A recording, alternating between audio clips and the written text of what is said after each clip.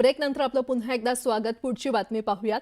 केंद्रीय राज्यमंत्री मुरलीधर मोहोळ यांच्यावर शिवसेना नेते रवींद्र धंगेकर यांच्या आरोपांच्या फैरी या सुरूच आहेत। मोहोळ यांच्या विरोधात धंगेकरांनी केलेल्या आरोपांमुळे महायुतीतच कलगीतुरा रंगण्याची शक्यता आहे आणि अशातच महायुतीत मिठाचा खडा नको, महायुतीमध्ये मतभेद होता कामा नये असा सल्ला एकनाथ शिंदे यांनी रवींद्र धंगेकरांना दिलाय। पाहूयात। महायुतीमध्ये कुठेही मतभेद होता कामा नये, महायुतीमध्ये कुठेही मिठाचा खडा पडता कामा नये याची काळजी प्रत्येकाने घेतली पाहिजे। राज्याचे उपमुख्यमंत्री आणि शिवसेनेचे पक्षप्रमुख एकनाथ शिंदेंनी रवींद्र धंगेकरांना दिलेला हा सल्ला। गेल्या काही दिवसात पुण्यातील भाजप नेते आणि केंद्रीय राज्यमंत्री मुरलीधर मोहोळ यांच्या विरोधात पुण्यातील शिवसेनेचे नेते रवींद्र धंगेकरांनी आरोपांच्या फैरी डागल्यात।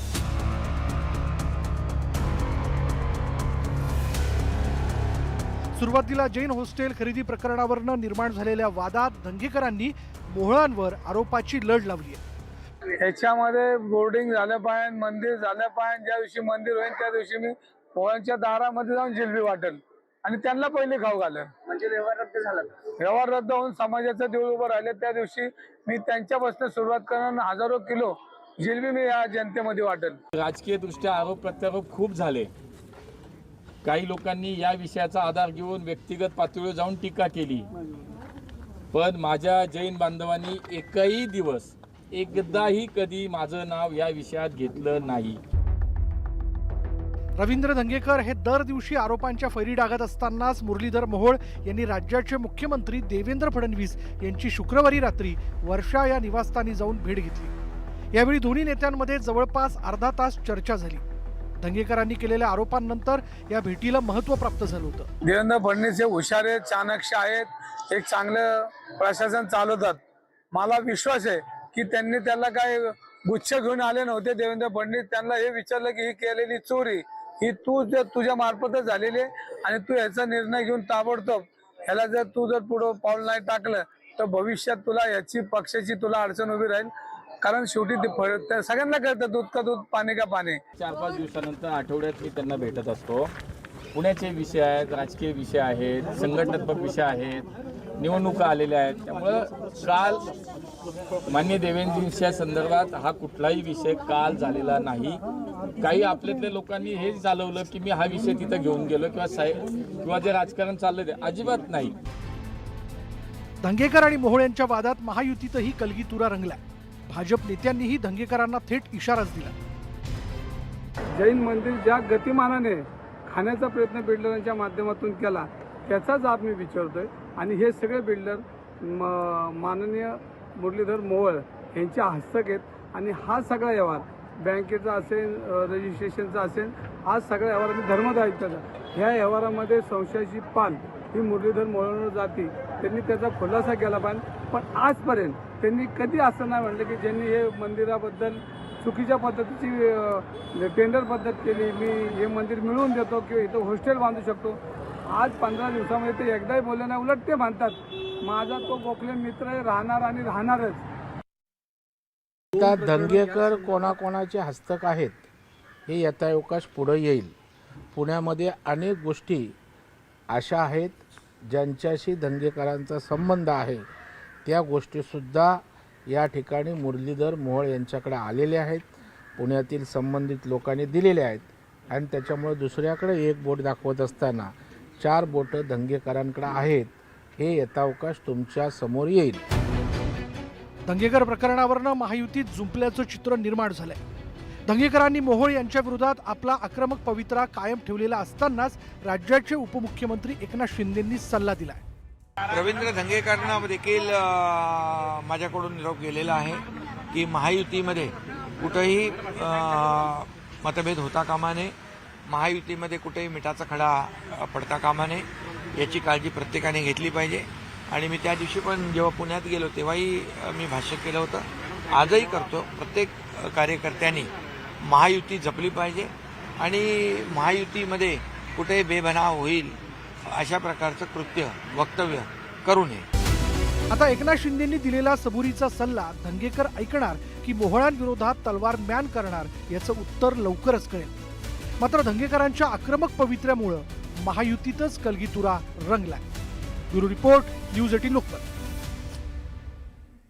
पुन्हा एकदा बातम्या पाहणार आहोत वेगवान स्वरूपात.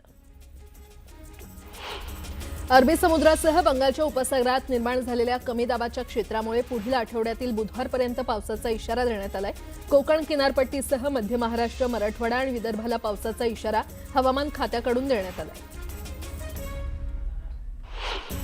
नगरपालिका, जिल्हा परिषद, पंचायत समित्या आणि महापालिकांच्या निवडणूक वेगवेगळ्या तारखांना होणार असली तरी तिन्हींची मतमोजणी एकत्र होणार की वेगवेगळी याबाबत उत्सुकता असताना एक निवडणूक झाली की लगेच तिचा निकाल हेच सूत्र राज्य निवडणूक आयोगाकडून स्वीकारलं जाण्याची शक्यता आहे. वांद्रे वर्सोवा सीलिंग प्रकल्पाच्या कामांना पावसाळ्यानंतर गती मिळाली आहे. MMRDC आता वर्सोवा, जुहू, काटरोड आणि वांद्रे या चारही दिशांनी समुद्रातील कामांना सुरुवात केली आहे. त्यामुळे पश्चिम उपनगरातील वाहतूक कोंडी सोडवण्यासाठी मदत होणार आहे. अकलूजमधल्या अश्व प्रदर्शनाला हैदराबादच्या नवाबांनी देखील हजेरी लावली. भारतभरातून अश्वांचं संगोपन करणारे स्टड फार्मचे मालक या अश्व प्रदर्शनात आलेत. चांगल्या प्रकारच्या मारवाडी जातीच्या अश्वांची निर्मिती व्हावी हा अश्व प्रदर्शन भरवण्याचा हेतू असल्याचं प्रदर्शनासाठी आलेले निरीक्षक सांगतात. हिंगोलीच्या वसमत आणि कळमनुरी तालुक्यातील काही गावात दुपारी 3:37 भूकंपाचे सौम्य धक्के बसलेले आहेत. या भूकंपामुळे कुठलीही हानी झाली नसल्याची माहिती प्रशासनानं दिली आहे. पूरग्रस्त शेतकऱ्यांना येत्या 15 दिवसात मदत मिळणार असल्याचं आश्वासन दिलं आहे. दिवाळीपूर्वी सरकार मदत करणार असं आश्वासन मुख्यमंत्र्यांनी दिलं होतं, पण ते आश्वासन तांत्रिक कारणांमुळे पूर्ण झालं नाही. याबाबत त्यांनी दिलगिरी व्यक्त केली आहे. मुंबई गोवा महामार्गावर पुन्हा एकदा ओंकार हत्तीचा धुमाकूळ पाहायला मिळाला. ओंकार हत्ती चक्क झारा पत्रादेवी मार्गावरील इन्सुली इथे दाखल झाल्यानं काही काळ वाहतुकीला अडथळा निर्माण झाला. राज्यातील मुख्याध्यापक संघाचे 64वे वर्ष शैक्षणिक अधिवेशन कराड येथील वेणुताई चव्हाण महाविद्यालयामध्ये पार पडलं. या अधिवेशनाचं उद्घाटन पालकमंत्री शंभूराज देसाई आणि माजी सहकार मंत्री बाळासाहेब पाटील यांच्या हस्ते झालं. साताऱ्यातील कास तलावात नगरपालिकेच्या वतीनं नव्यानं नौकाविहार सुरू करण्यात आला. राज्याचे सार्वजनिक बांधकाम मंत्री शिवेंद्रसिंहराजे भोसले यांच्या हस्ते नौकाविहारचा शुभारंभ करण्यात आला. यावेळी मोठ्या संख्येनं सातारकर उपस्थित होते. सोशल मीडियाच्या माध्यमातून मुलींना आपल्या जाळ्यात ओढू पाहणाऱ्या नराधम मोहम्मद अमीनला भाजपच्या कार्यकर्त्यांनी चोप दिला. या घटनेचा व्हिडिओ समाज माध्यमांवर व्हायरल झाला असून तीव्र संताप व्यक्त केला जातोय.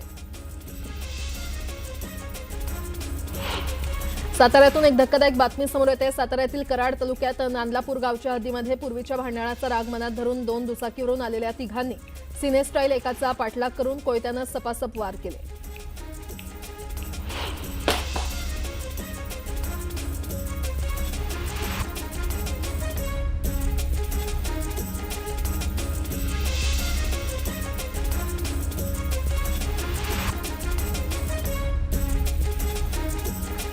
बुलढाण्यामध्ये पत्नीशी झालेल्या वादाचा नराधम बापानं जुळ्या मुलींवर वचपा काढला. पत्नीवर आलेल्या रागातून त्यानं 2 मुलींचा जीव घेत त्यांचा मृतदेह जंगलात पुरला.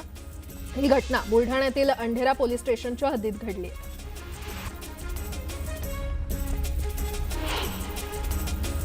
आता यापुढच्या काही महत्त्वाच्या बातम्या तुम्ही पाहणार आहात. माझ्या सहकारी